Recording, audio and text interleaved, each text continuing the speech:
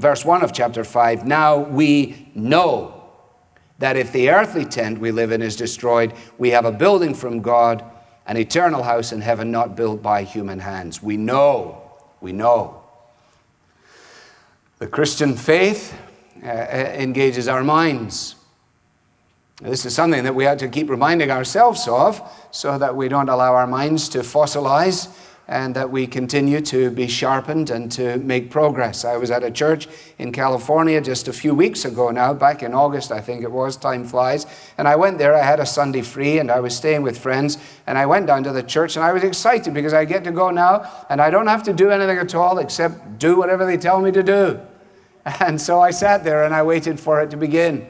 And it was quite fascinating, actually. They had big screens, and they had a clock on the screens. And when I got in, it said 5 minutes. And I'd only been in about 2 seconds, and you won't be surprised, it said 4 minutes and 58 seconds.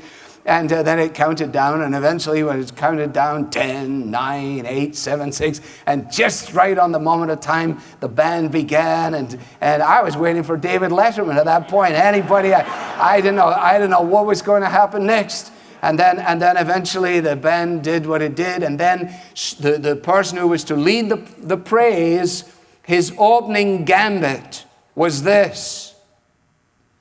Hey, how do y'all feel this morning?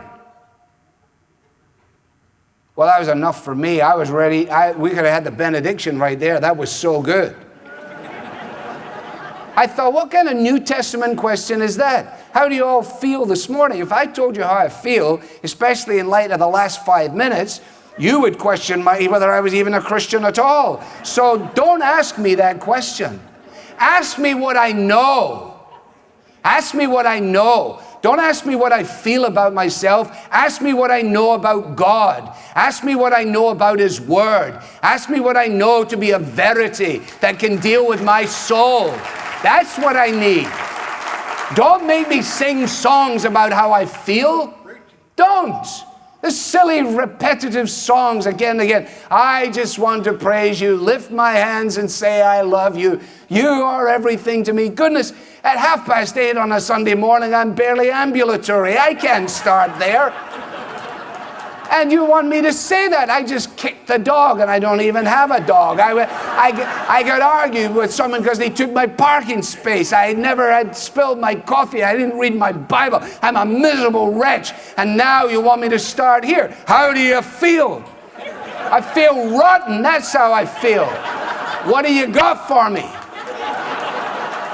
The answer, nothing. I got nothing for you.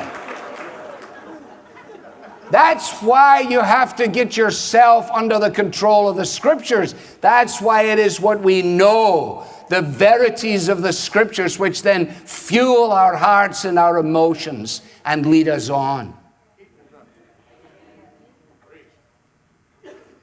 Hence, praise my soul, the King of heaven.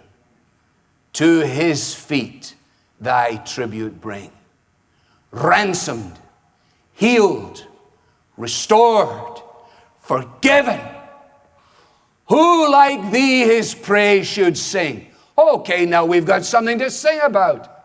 For we've been reminded of truth. You've been ransomed. You've been healed. You've been restored. You've been forgiven. You're looking away from yourself. Now you're looking out unto Christ. And it is in this that we have something that fuels our praise.